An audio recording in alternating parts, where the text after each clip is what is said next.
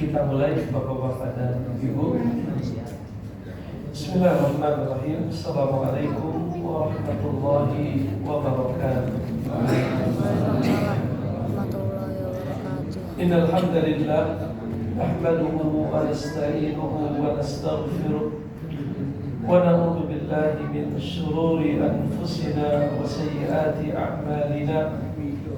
Man yahdihillahu fala mudilla lahu ومن يضلل فلا هادي له أشهد أن لا إله إلا الله وحده لا شريك له وأشهد أن محمدا عبده ورسوله لا نبي بعده يا أيها الذين آمنوا اتقوا الله حق تقاته ولا تموتن إلا وأنتم مسلمون. أما بعد, para hadirin, Bapak-bapak dan ibu-ibu jamaah salat maghrib Masjid Al-Azim, alhamdulillah, puji dan syukur kita panjatkan kehadirat Allah Subhanahu wa Ta'ala yang kembali memberikan kita semua keringanan langkah untuk bisa hadir mengikuti pengajian rutin membahas ringkasan tafsir Ibnu Katsir. Mudah-mudahan Allah Subhanahu wa Ta'ala memberikan untuk kita semua ilmu yang bermanfaat. Hari ini kita memasuki ayat 29, ayat 30 dari surah Ali Imran. Masih di surah Ali Imran. Di ayat yang mulia ini Allah Subhanahu wa Ta'ala mengingatkan kita semua. Qul in tukhfu ma fi sudurikum aw tubduhu ya'lamullah. Katakanlah, jika kalian menyembunyikan apa-apa yang ada di dalam dada kalian atau kalian menampakkannya, ya'lamullah, Allah Subhanahu wa Ta'ala mengetahuinya. Wa ya'lamu ma fis samawati wa ma fil ardh, sebagaimana Dia, Allah Subhanahu wa Ta'ala, mengetahui apa-apa yang ada di langit dan apa-apa yang ada di bumi. Wallahu ala kulli syai'in qadir, dan Allah itu adalah Maha Kuasa atas segala sesuatu. Yauma tajidu kullu nafsin ma 'amilat min khairin muhdara, pada hari di mana setiap jiwa mendapatkan apa yang pernah dia lakukan berupa kebaikan akan hadir di hadapannya, dan begitu pun apa yang pernah dia lakukan insu berupa keburukan, semuanya akan hadir ketika kita kelak kembali kepada Allah Subhanahu wa Ta'ala, tentunya untuk kita pertanggungjawabkan. Tawaddu law anna bainaha wa bainahu amadan ba'ida, dan jiwa-jiwa itu pada hari mereka melihat amal ibadah mereka, perbuatan mereka, mereka menginginkan seandainya antara diri mereka dengan hari pertanggungjawaban itu amadan ba'ida, ada jarak yang jauh, ya, sejauh timur dan barat. Wa yuhadzirukumullahu nafsah, dan Allah Subhanahu wa Ta'ala memperingatkan kalian dari azab Allah. Artinya jangan kita gunakan hidup yang Allah berikan ini untuk bermaksiat, baik itu meninggalkan perintah Allah Subhanahu wa taala atau malah sebaliknya melakukan larangan-larangan Allah Subhanahu wa taala. Wallahu raufum bil ibad. Dan Allah itu Maha Rauf, ya, Maha lembut, Maha penyayang kepada hambanya. Ketika menafsirkan ayat ini, Al-Imam Ibnu Katsir rahimahullahu taala berkata, di ayat ini Allah Subhanahu wa taala berfirman kepada hamba-hambanya bahwa Dia mengetahui segala rahasia. Dia mengetahui segala yang disembunyikan, dan Dia juga mengetahui apa-apa yang terlihat. Di ayat ini pun Allah Subhanahu wa taala mengabarkan kepada kita semua, la yakhfa 'alaihi minhum khafiyah. Tidak ada sesuatu pun yang tersembunyi di hadapan Allah Subhanahu wa taala. Bal ilmuhu muhitun bihim. Bahkan ilmu Allah itu meliputi hamba-hambanya. Jadi ilmu Allah itu meliputi kita semua. Fi sairil ahwali wal anati wal lahazat wa jami'il awqat. Dalam semua kondisi kita, dalam setiap detik, setiap saat, dan setiap waktu. Wa bi jami'i ma fis samawati wal ardh. Sebagaimana pengetahuan Allah itu meliputi semua yang ada di langit dan juga yang ada di bumi. La yaqibu anhu mithqalu dzarratin. Tidak ada yang gaib bagi Allah walaupun sebesar biji dzarrah. Sebesar biji dzarrah, biji atom, biji yang sangat kecil sekali. Wala asghara min dzalika, bahkan yang lebih kecil dari itu. Fi jami'i aqtaril ardi wal bihari wal jibal. Di semua sisi dunia, baik itu di laut, di gunung, dan lain sebagainya. Allah Maha apa? Maha tahu. Ya, bahkan Allah tahu seorang hamba yang berada di dalam kegelapan yang berlipat-lipat. Nabi Yunus ditelan ikan paus. Dia berada di dalam kegelapan perut ikan paus. Lalu dia berada di dalam kegelapan lautan yang terdalam. Lalu dia pun berada di tengah-tengah malam yang sangat gelap. Fi zulumatin thalath, berada dalam 3 kegelapan sekaligus. Lalu disebutkan dalam salah satu riwayat, ketika Nabi Yunus itu membaca la ilaha illa anta subhanaka inni kuntu minaz zalimin. Suara itu sampai ke langit, bahkan menembus sampai ke langit yang ke-7. Dan para malaikat berkata, ya Allah, sepertinya kami mendengar seseorang yang berzikir di tempat yang paling jauh, paling terpencil, yang tidak ada seorang pun yang pernah mendatangi tempat itu. Siapa itu ya Allah yang sedang apa? Berzikir la ilaha illa anta subhanaka inni kuntu minaz zalimin. Walaula annahu kana minal musabbihin la labitha fi batnihi ila yaumi yub'atsun. Kalaulah bukan karena Yunus itu rajin bertasbih, tentunya dia akan tinggal di dalam perut ikan paus tersebut sampai hari kebangkitan. Allah bilang, itu yang sedang berzikir itu hambaku Yunus. Yunus yang tiap sore dan pagi amalnya selalu naik ke atas, yang banyak melakukan amal ibadah. Yunus yang kalau berdoa itu selalu dikabulkan oleh Allah Subhanahu wa taala. Iya, kata Allah, Yunus. Ya, dia melakukan sesuatu yang membuat aku, kata Allah, dia mendurhakaiku, dalam arti idh abaqa ila fulqil mashhud, bahwa Nabi Yunus itu belum diperintahkan oleh Allah meninggalkan kaumnya, tetapi dia apa? Idh dhahaba mughadiban. Ingatlah ketika dia meninggalkan kaumnya dalam kondisi marah, karena kaumnya tidak kunjung mau apa? mengikuti Nabi Yunus alaihissalam. Padahal Nabi Yunus belum ada diperintahkan untuk apa Pak? Untuk meninggalkan kaumnya. Dia tinggalkan kaumnya, lalu dia naik ke atas kapal yang penuh dengan muatan, sampai pada akhirnya dia harus lompat ke laut dimakan ikan paus. Lalu disebutkan dalam hadis, Bapak bisa lihat dalam kitab Al-Bidayah wa Nihayah dan lain sebagainya, itu diceritakan Nabi Yunus memohon kepada Allah dan malaikat pun membantu apa?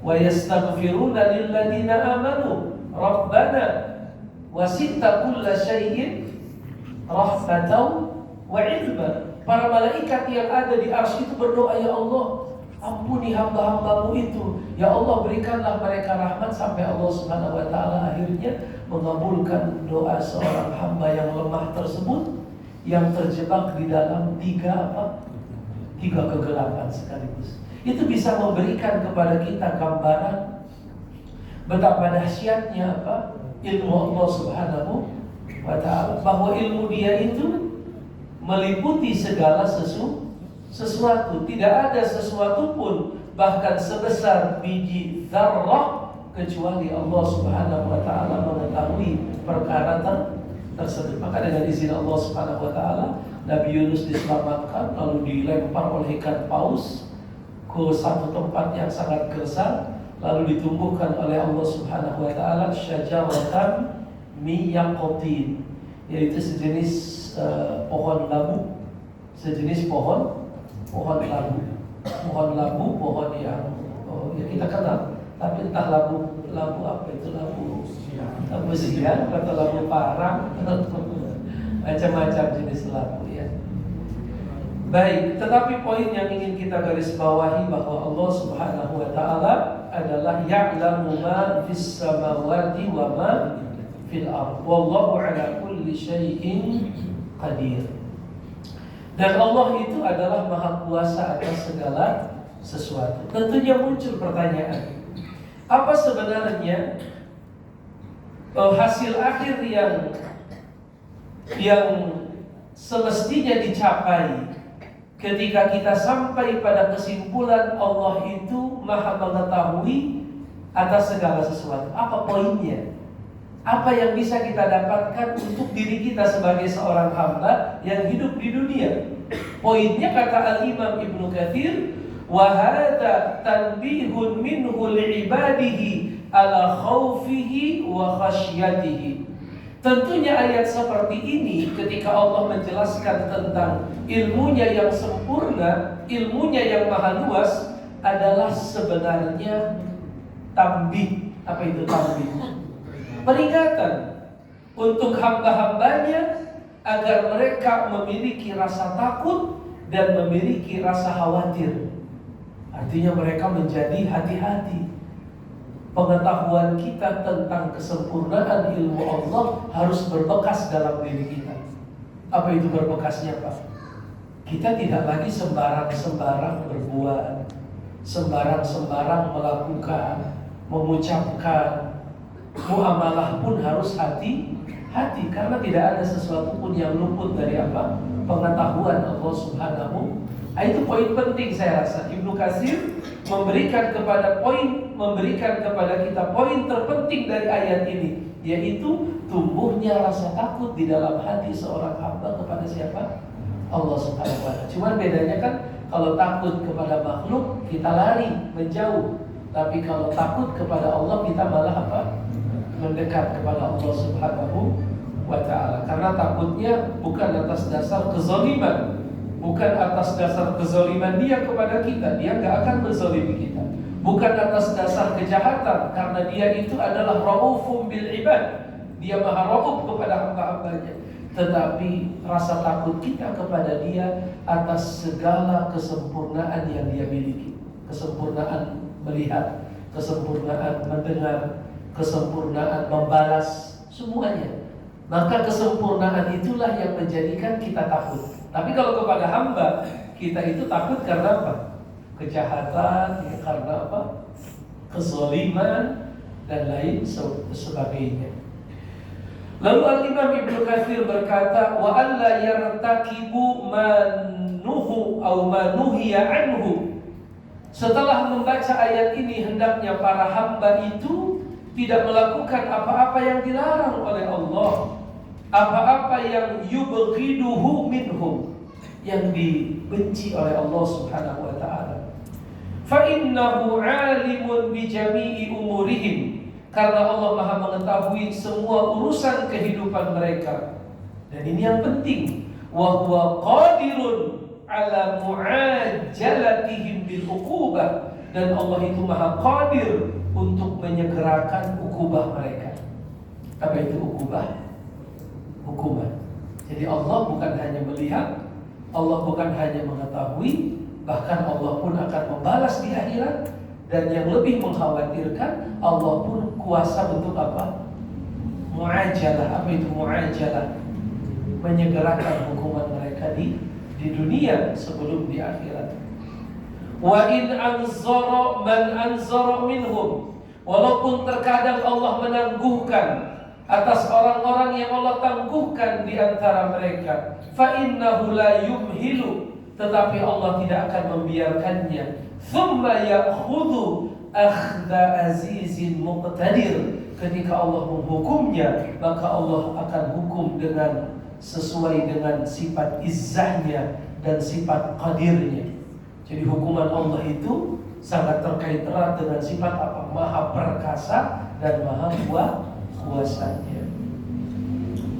Lalu dikatakan di sini, lalu Allah Subhanahu wa taala berfirman, pada hari setiap jiwa mendapatkan apa yang pernah mereka lakukan dari kebaikan itu datang, dari keburukan pun datang, dan mereka berharap seandainya antara diri mereka dengan hari itu atau dengan catatan amal mereka itu amadam ba'ida. Apa itu amadam ba'ida? Ada jarak yang sangat jauh. Artinya coba, kematian itu adalah akhir dari segala sesuatunya. Ya laitaha kanatil qadiyah, ya laitaha kanatil. Duhai seandainya kematian yang kemarin itu adalah penghabisan. Ya. Sebagian yang lain berkata apa? Ya malikul yaqdi alaina rabbuk. Wahai malaikat, bilangin sama Tuhanmu, kami dimatikan saja deh. Itu menunjukkan kepada kita apa? Penyesalan. Ada yang minta agar kematian itu menjadi akhir.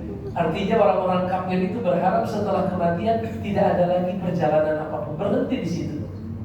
Tapi kenyataannya nggak seperti itu.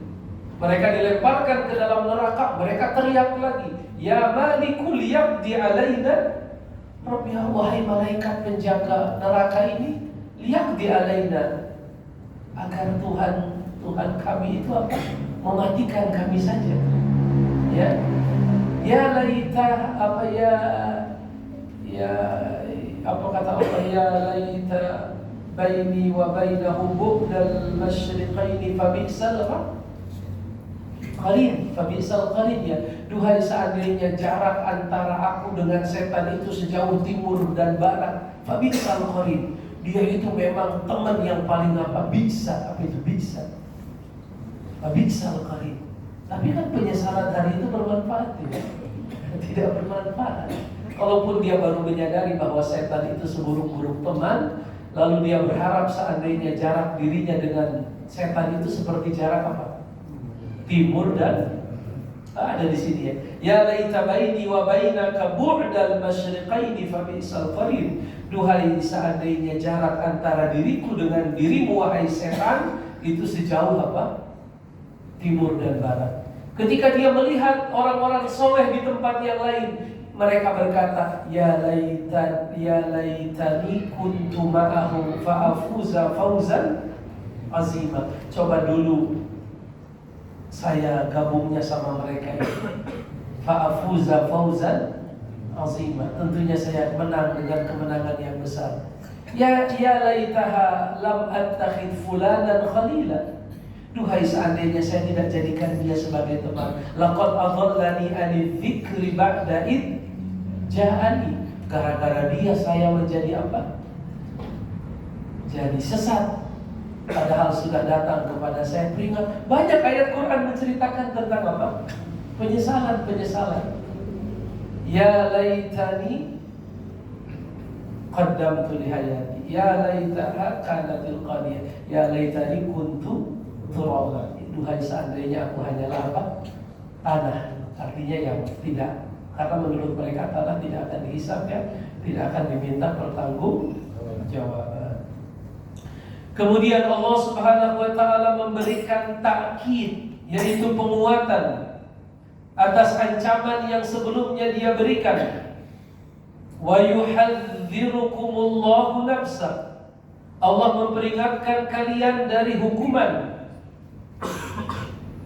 yang datang dari Allah, tetapi kelembutannya menjadikan dia berfirman setelahnya, wallahu raufum bil ibad. Jadi setelah dia memberikan peringatan, tetapi dia pun menjelaskan sifat dia yang maha apa? Yang maha lembut. Dia memberikan peringatan, wa yuhadzirukumullahu, itu peringatan bukan? Tapi di waktu yang sama, wallahu raufum bil ibad. Ketika kita mendengar kalimat Allah memperingatkan kalian dari azabnya, itu memunculkan rasa takut. Tetapi ketika kita mendengar firman-Nya, wallahu raufum bil ibad, memunculkan rasa apa? Raja, rasa harap, rasa optimis. Jelas atau tidak, Bapak-bapak? Ini ayatnya. Ayatnya sebenarnya jelas. Ayatnya jelas. Oleh karenanya Al-Imam Ibnu Katsir tidak terlalu banyak menjelaskan tentang ayat ini. Kita memasuki ayat setelahnya, ayat 21 sampai dengan ayat 22.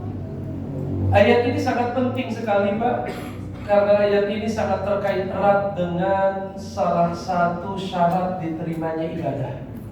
Selain kita harus ikhlas dalam beribadah, dalam arti beribadah hanya semata-mata karena Allah, ibadah yang kita lakukan pun harus demi hari itu dipastikan telah sesuai dengan apa?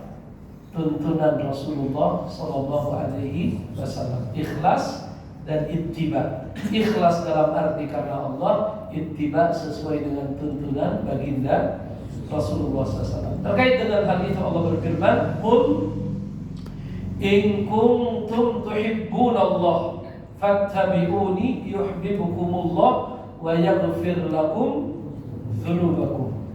Katakanlah, jika kalian benar-benar mencintai Allah, ikutilah diriku. Maksudnya Nabi Muhammad sallallahu alaihi wasallam. Dengan mengikuti Nabi Muhammad sallallahu alaihi wasallam, Allah akan mencintai kalian. Mana yang lebih penting? Mana yang lebih besar? Mencintai Allah atau dicintai oleh Allah? Yang lebih besar dicintai. Yang lebih besar itu adalah dicintai oleh Allah. Dan di sini Allah akan mengajarkan kepada kita sesuatu yang kalau kita lakukan, maka kita akan mendapatkan sesuatu yang lebih besar daripada yang kita lakukan. Kita melakukan cinta. Cinta kan perbuatan hati. Mencintai Allah. Tapi mencintai Allah itu harus ada pembuktian. Kalau dalam istilah Al-Imam Ibnu Katsir, hadhil ayatul karimatu hakimatun. Ayat yang mulia ini adalah penilai. Dia memberikan nilai. Kalau orang benar-benar mencintai Allah, siapa yang berhak memberikan penilaian? Ayat ini memberikan penilaian. Penilaiannya adalah cintamu benar kalau setelah kamu mencintai Allah, kamu menjadi giat mencintai atau mengikuti siapa? Rasulullah SAW. Jadi ayat ini menjadi hakimah. Apa itu hakimah? Pemutus. Ayat ini menjadi apa? Pemutus. Ayat ini menjadi barometer kebenaran rasa cinta kita kepada Allah. Kita benar-benar dianggap mencintai Allah kalau kita punya komitmen mengikuti siapa? Rasulullah SAW. Maka di sini dikatakan, kalau kalian benar-benar mencintai Allah, ikutilah diriku. Yuhibbukumullah. Dengan mengikuti diriku, Allah akan mencintai kalian. Berarti kalian akan dapat sesuatu yang lebih besar. Yang kalian lakukan itu mencinta. Tetapi gara-gara kalian mencinta dengan benar, yaitu dalam bentuk mengikuti Rasulullah, kalian akan dicinta. Tadi saya katakan lebih besar mencintai atau dicintai. Dalam konteks ini dicintai lebih besar. Pertanyaannya, bagaimana kita mendapatkan cinta dari Allah? Dengan istiqomah mengikuti sunnah siapa? Rasulullah SAW. Bukan hanya mendapatkan cinta dari Allah, wa yaghfir lakum dzunubakum. Allah akan mengampuni dosa-dosa kalian. Wallahu ghafurur rahim. Allah Maha Pengampun lagi Maha Penyayang. Ditegaskan lagi, qul atiullaha war rasul. Masya Allah. Katakanlah taatilah Allah dan Rasulnya. Fa in tawallaw fa innallaha la yuhibbul kafirin. Tapi kalau kalian berpaling, sesungguhnya Allah tidak mencintai orang-orang yang kafir. Berarti berpaling dari Rasul bisa fatal sekali ya. Allah tutup dengan kalimat apa? Fa in tawallaw, kalau mereka berpaling, fa innallaha la yuhibbul kafirin. Sesungguhnya Allah tidak mencintai orang-orang yang apa? Yang kafir. Jelas para hadirin? Di dalam menjelaskan ayat ini, Al-Imam Ibnu Katsir berkata, hadhil ayatul karimatu hakimatun ala kulli man idda'a mahabbatillah. Ayat ini adalah ayat yang menjadi hakim atas setiap orang yang mengaku mencintai Allah. Walaysa huwa ala tariqatil Muhammadiyah, tapi dia tidak mau mengikuti jalan Muhammadiyah. Berarti harus jalan tariq Muhammadiyah. Kalau benar-benar mencintai Allah, harus mengikuti tariq jalan Muhammadiyah nisbat kepada Nabi Muhammad sallallahu alaihi wasallam. Fa innahu kadhibun fi nafsil amr. Maka siapa yang mengaku mencintai Allah tapi tidak mau mengikuti jalannya Nabi Muhammad SAW, maka sebenarnya dia adalah pendusta, pembohong. Hatta yattabi'a asyar al-Muhammadi, dan menjadi benar kecintaannya kepada Allah kalau dia mau mengikuti syariatnya siapa? Nabi Muhammad. Lalu di sini kita singkat saja. Beliau membawakan hadis yang sangat terkenal. Man 'amila 'amalan laisa 'alaihi amruna fahuwa raddun. Dikatakan di sini oleh peringkas yaitu Syekh Ahmad Syakir. Hadis ini sahih riwayat Imam Bukhari dan Muslim. Barang siapa yang melakukan satu amalan yang tidak kami perintahkan, fahuwa raddun, maka amalan tersebut tertolak alias tidak diterima. Man, barang siapa amila, melakukan amalan, perbuatan laisa alaihi amruna, tidak ada diperintahkan oleh kami, fahuwa raddun. Tetapi lebih rinci lagi dalam hadis yang lain, Rasulullah bersabda, man ahdatha fi amrina hadza ma laysa minhu fahuwa raddun. Barang siapa yang mengada-ngadakan satu perkara yang baru fi amrina. Nah, ini memberikan penyempitan. Kalau tadi kan umum ya, mau dalam masalah ibadah, mau dalam masalah dunia, jangan kita membuat perkara yang baru. Tapi hadis yang kedua itu memberikan penyempitan makna fi amrina, di dalam urusan agama. Berarti sesuatu yang tidak terkait dengan agama boleh-boleh saja. Yang tidak boleh adalah mengada-ngadakan sesuatu yang baru fi amrina, di dalam urusan kami. Ma laisa minhu, yang bukan bagian dari agama, fahuwa raddun, maka amalan tersebut tertolak alias tidak diterima oleh Allah Subhanahu wa ta'ala. Jelas para hadirin? Inilah yang disebut oleh para ulama syarat diterimanya ibadah. Ya, faman kana yarju liqa'a rabbih falyamal amalan shalihan. Barang siapa yang berharap kelak bertemu dengan Allah, maka beramal solehlah. Definisi amal soleh kalau Bapak baca dalam tafsir adalah beribadah kepada Allah sesuai dengan tuntunan Rasulullah SAW. Apakah itu cukup? Tidak. Wala yusyrik bi ibadati rabbih ahada. Dan di dalam beramal soleh itu dia tidak boleh apa? Menyekutukan Allah Subhanahu wa ta'ala. Maka kalau terpenuhi dua hal ini, ikhlas dalam niat dan benar dalam hal cara sesuai dengan tuntunan Rasul, maka saat itulah ibadah kita diterima.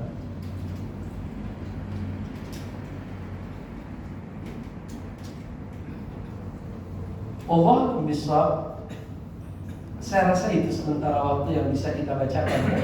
Ayat 29 sampai ayat 32 ya. Terakhir atiqullaha war rasula fa in tawallaw fa innallaha la yuhibbul kafirin. Atau kita baca sedikit lagi.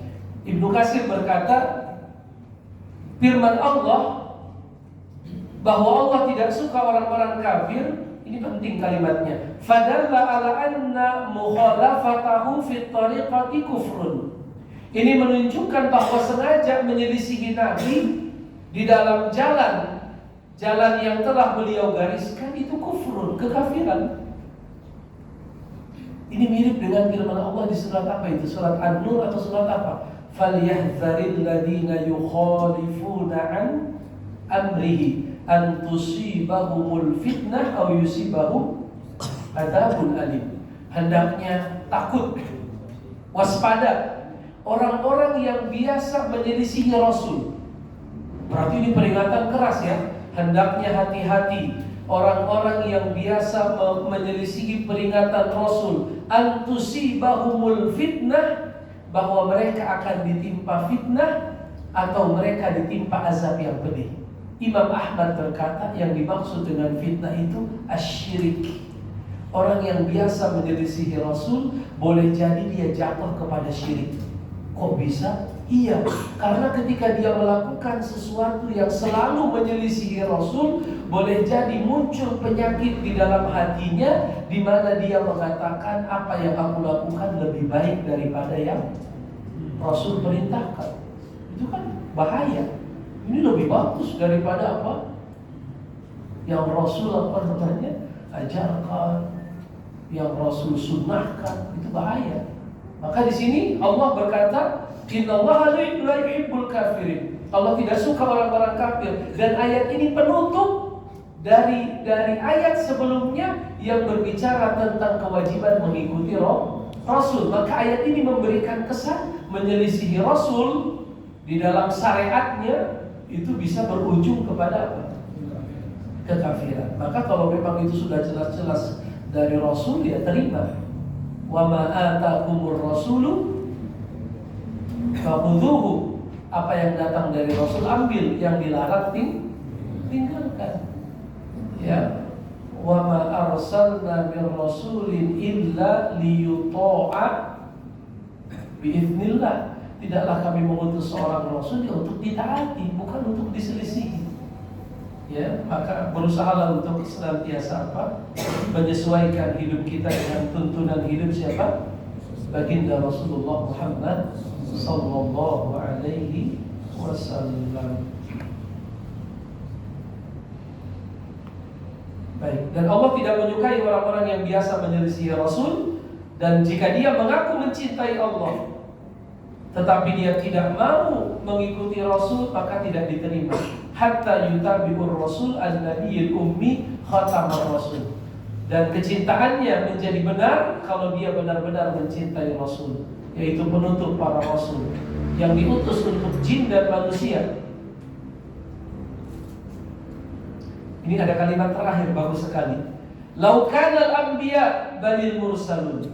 Seandainya semua nabi, bahkan para rasul, bahkan semua ulul azmi masih hidup saat Nabi Muhammad SAW diutus, maka tidak ada pilihan bagi mereka illa tibauhu, kecuali mengikutinya. Ibnu Katsir sampai begitu ya. Seandainya para nabi masih hidup, para rasul masih hidup, bahkan ulul azmi masih hidup, tidak ada pilihan bagi mereka kecuali harus mengikuti siapa? Rasulullah. Lalu kita siapa? Nabi bukan, Rasul bukan, ulul azmi bukan, lalu kita tidak mau mengikuti Rasul.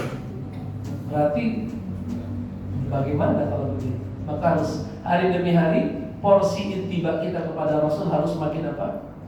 Makin besar, makin meningkat. Wallahu a'lam bishawab. Saya rasa itu yang yang bisa kita bacakan. Kita sudah masuk isya ya.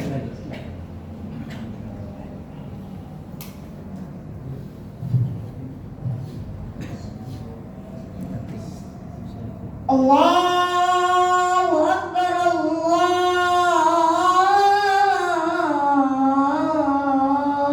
Akbar,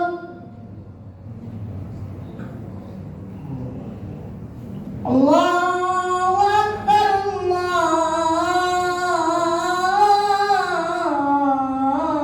Allahu Akbar. Asyhadu an la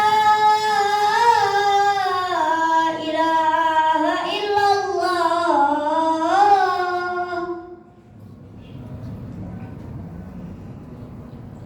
Asyhadu an la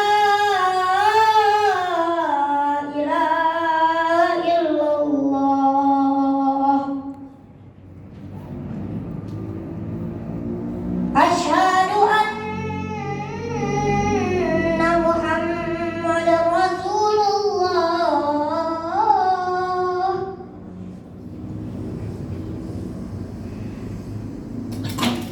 Asyhadu anna Muhammadar Rasulullah. Hayya 'alas salah.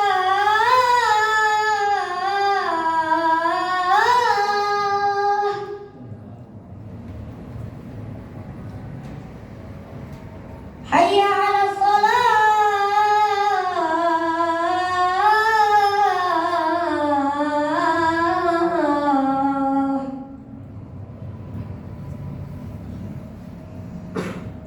Hayya 'alal falah.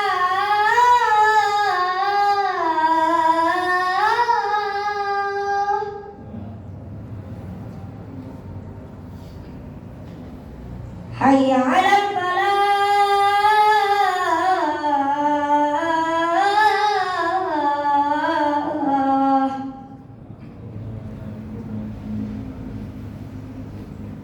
Allahu Akbar, Allahu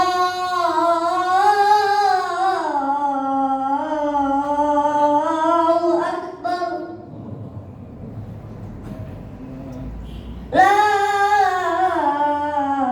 ilaha illallah.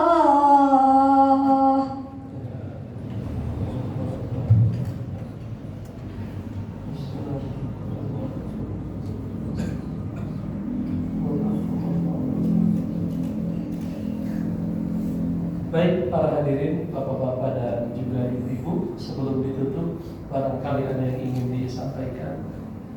Silakan. Pak Ustaz, mohon izin dulu Pak Haji, izin sebentar Pak. Mohon, tapi ini pertanyaannya Pak Ustaz, mohon maaf nih karena sangat dibutuhkan, ini di luar tema. Iya, kebetulan saya punya teman, ini mewakili teman. Teman saya itu kebetulan istrinya itu dalam keadaan hamil. Hamilnya itu usia kandungannya 4 bulan.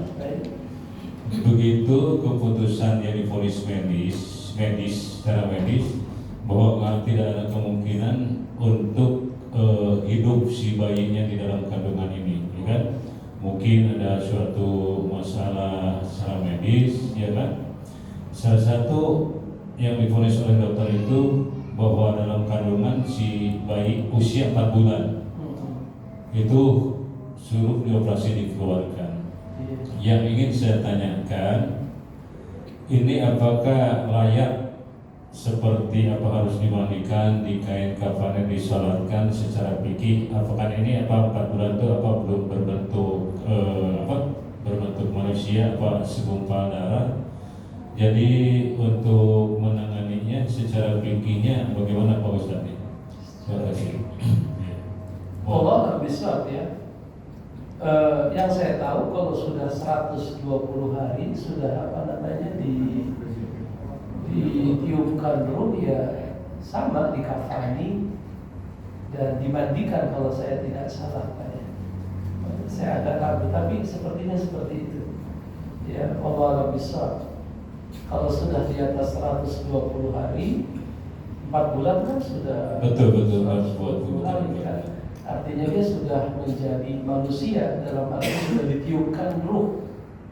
Maka kalaupun dia keguguran di waktu tersebut atau karena rekomendasi medis secara kedokteran ini adalah berbahaya misalnya kan, lalu dia mengikuti atas saran dokter tersebut, yang saya pahami selama ini ya itu dilakukan seperti hak-hak manusia ya, dalam arti dikafani dan lain sebagainya, disolatkan juga. Allah Akbar. Terima kasih. Jadi untuk pengukuran juga kayak seperti biasa ya. Oh iya, kalau pengukuran enggak maksudnya diameternya apa gimana? ya, sesuai kebutuhan, karena kan mungkin ukurannya juga belum terlalu apa. Baik. Itu sesuai kebutuhan saja. Karena kemarin teman saya itu agak bingung juga gitu kan. Tapi belum tindakan operasi. Ini baru mau bertanya. Yang sebatas yang saya ketahui, Allah alam bisawab, nanti mungkin saya juga lihat lagi. Sebatas yang saya tahu, kalau sudah di atas 120 hari sudah ditiupkan ruh, yang saya tahu itu diurus sebagaimana manusia. Allah alam. Disolatkan juga. Iya, disolatkan. Ya, jangan verifikasi loh. Iya. Pak Haji, silakan Pak Haji.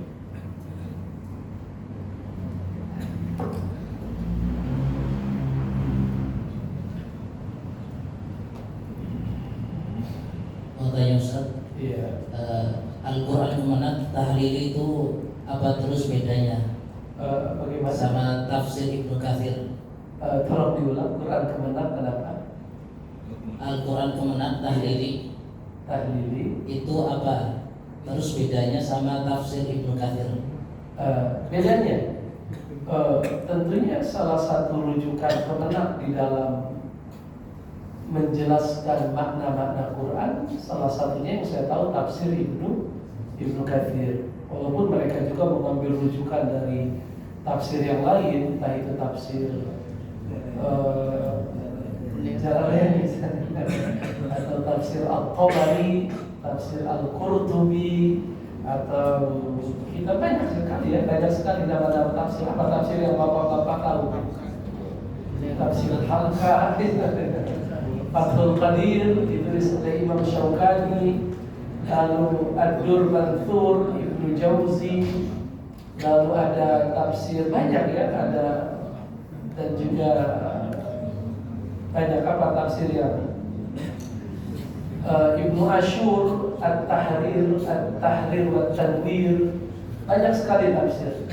Dan rata-rata di Kementerian Agama, tim penerjemah Al-Quran itu adalah orang-orang yang sudah mencapai kualifikasi akademik yang bagus. Mereka dokter-dokter tafsir, mereka mempertanggungjawabkan apa yang mereka pilih dari penafsiran para ulama. Ya, Allah Akbar. Apakah Maulid Nabi Muhammad SAW termasuk suatu amalan yang tidak pernah Rasul contohkan dan tidak ada pada zaman Nabi? Karena ada dalil Abu Lahab pun senang saat Rasul lahir. Abu Lahab senang. Abu Lahab senang sebagai seorang paman yang mendapatkan saudara seayahnya, yaitu Abdullah, meninggal beberapa bulan sebelum anak itu lahir. Ayahnya kan lagi pergi ke Gaza, dalam perjalanan pulang meninggal ya Abdullah. Tentunya itu membuat sedih paman-pamannya, bukan hanya Abu Lahab, tetapi Abu Thalib, Hamzah, dan lain sebagainya. Lalu disebutkan ketika hari di mana Nabi SAW dilahirkan, itu Abu Lahab bahagia. Lalu saking bahagianya dibebaskan seorang budak yang namanya Thuwaibah. Lalu oleh Thuwaibah itulah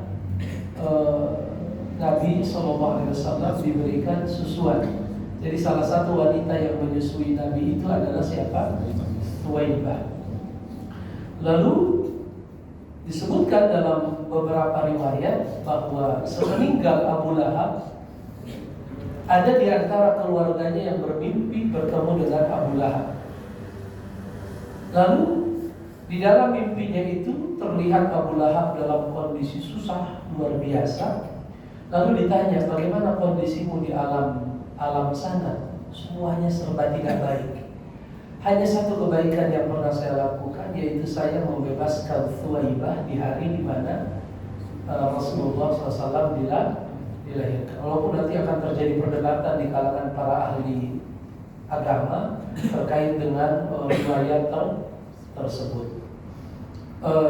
Tentunya apakah ini bisa dijadikan dalil untuk melakukan kegiatan atau perayaan Maulid Nabi? Saya rasa itu tidak cukup kuat kalau untuk dijadikan sebagai dasar, ya. Tetapi yang harus kita lakukan adalah di pangkal pertanyaan tadi. Pangkal pertanyaannya kan berbunyi, apakah ada Rasul dan para sahabat pernah melakukannya? Saya rasa itu yang harus kita gali di poin itu, ya, di poin itu. Adapun di poin Abu Jahal, kalau itu dijadikan dalil, lemah sekali pendalilannya. Pertama dari sisi pendalilan ada perdebatan dari sisi riwayat. Lalu yang kedua itu konteksnya hanyalah konteks orang yang tidak beriman. Dan mencintainya pun bukan mencintai mencintai itu kan ada dua. Ada mencintai yang sifatnya jibili itu bersifat manusiawi. Saya sayang sama anak, sama ayah, sama ibu, itu manusiawi. Ada cinta yang sifatnya ibadah. Kapan cinta kita kepada Nabi itu berbuah kecintaan kepada Allah? Ketika cinta itu atas dasar ibadah. Bukan atas dasar satu kabilah, bukan atas dasar satu bangsa itu, atau bukan atas dasar ini ponakan saya ini, bukan itu. Satu cinta yang menghasilkan nilai ibadah itu adalah cinta yang al-hubbu fillah wal bughdu fillah. Ya awthaqul ural iman, ikatan iman yang paling kuat adalah mencintai karena Allah dan membenci karena Allah Subhanahu wa ta'ala. Itu yang pertama. Yang kedua, setiap momentum itu ya ada pembahasan. Menjelang Ramadan ya kita bahas fikih Ramadan, betul ya. Menjelang Zulhijjah kita bahas fikih kurban, fikih haji, dan yang terkait dengan hal-hal tersebut. Kalau menjelang Ramadan kita bahas tentang misalnya fikih kurban, sepertinya nggak nyambung itu.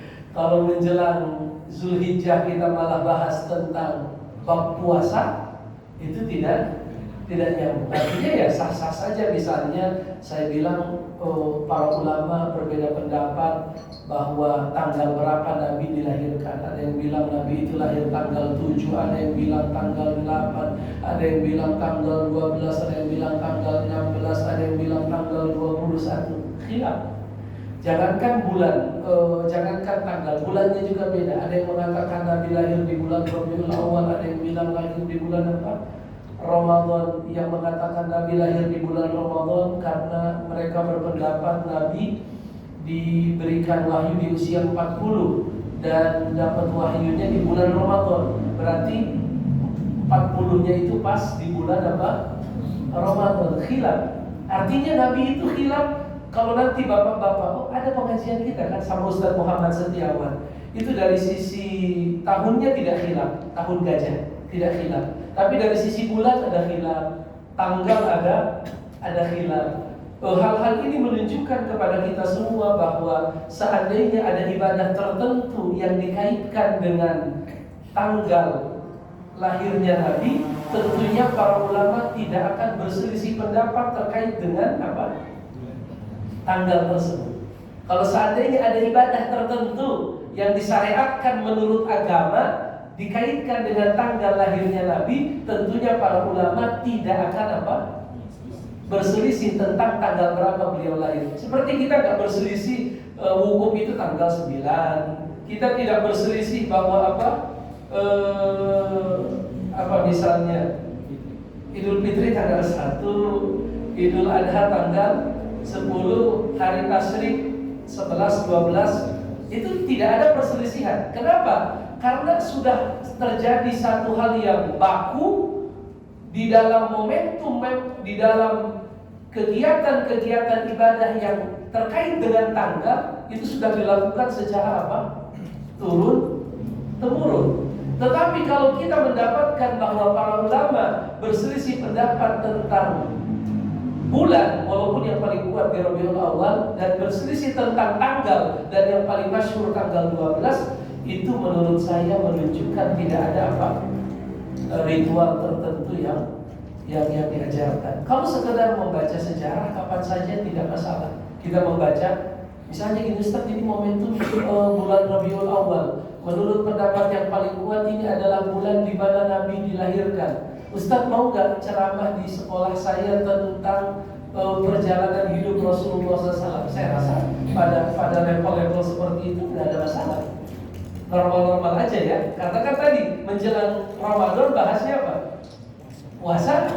Menjelang Idul Adha bahasnya kurban. Di Rabiul Awal walaupun ada perdebatan, tapi taruhlah yang masyhur adalah bulan Rabiul Awal dan tanggalnya adalah tanggal 12. Sekedar kita jadikan itu momentum untuk mengenang beliau dalam arti mengkaji sirahnya, mengkaji perjuangan dakwahnya, pada batas itu nggak ada masalah.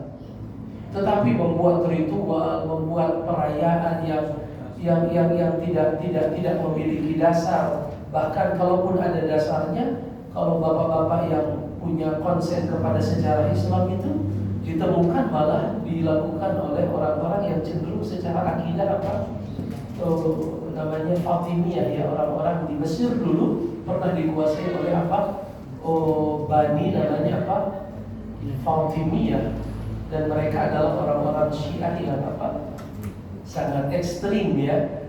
Itu yang memulainya mereka ya. Oleh karenanya kalau menurut saya bahwa kita mencintai Nabi itu pembuktiannya adalah tadi sudah jelas. In kuntum tuhibbunallaha fattabi'uni, ikutilah aku. Jadi siapa yang mencintai Allah, bukti dia mencintai Allah adalah dengan mengikuti siapa? Baginda Rasulullah SAW ya. Dan Abu Bakar, Umar, Utsman, Ali, istri-istri Nabi, putra-putri Nabi, mereka adalah orang yang level kecintaannya kepada Nabi jauh dibandingkan kita. Maka contohlah bagaimana mereka mencintai Nabi, dengan apa, dengan melakukan apa. Ya, itu lebih baik. Ya, Nabi berkata, "Innahu may ya'ish minkum min ba'di." Siapapun di antara kalian yang masih hidup setelahku, fasayara ikhtilafan katsiran, akan melihat banyak perselisihan. Fa'alaikum bisunnati, berpegang teguhlah kalian dengan sunnahku, wa sunnatil khulafa'ir rasyidin, 'addu 'alaiha bin nawajid, gigit dengan gigi geraham kalian, wa iyyakum wa muhdatsatil umur, dan hati-hatilah kalian dengan perkara-perkara yang diada-adakan dalam agama. Wallahu a'lam. Masih ada atau sudah habis? Satu lagi. Satu lagi. Jadi tadi yang Abu Lahab tersebut mungkin lemas selama dalil kan? Apa yang dalam? Selama dalil ya, itu dikatakan tidak bisa. Iya. Karena pertentangan dalil paling kuat Al-Quran yang amal ibadah orang kafir pasti tertolak. Iya. Tapi ini Abu Lahab kata kafir. Tapi mungkin kalau dia menyalahkan sama yang membebaskan budaknya pasti namanya tetap tertolak. Mungkin dia jadi diterima karena hal itu kan. Kalau Abu Thalib diringankan hukumannya, Karena Nabi ya. Nabi yang memohon. yang memohon. Oh, bisa aja. Artinya kalau itu kan mungkin masih ada. Tapi memang kayak saya bilang tadi, kalau itu dijadikan dasar, kayaknya kok lemah sekali ya. Pertama itu dasarnya bukan perkataan Nabi, bukan firman, tetapi mimpi. Orang mimpi ketemu keluarganya di alam kubur, lalu ditanya, kamu gimana di kubur? Susah kan? Susah. Gak ada baik sama sekali, gak ada. Kebaikan saya cuma satu, katanya. Saya mau bebaskan siapa? Tuwaibah. Jadi kayaknya kalau itu dijadikan dalil, kayaknya agak-agak lemah. Allah a'lam. Sudah waktunya salat Isya. Baik. Insyaallah kita jumpa lagi di kesempatan yang lain. Mudah-mudahan Allah berikan kita keikhlasan dan ilmu yang bermanfaat. Wassalamualaikum warahmatullahi wabarakatuh. wasallam. Walhamdulillahirabbil alamin. Assalamualaikum warahmatullahi wabarakatuh.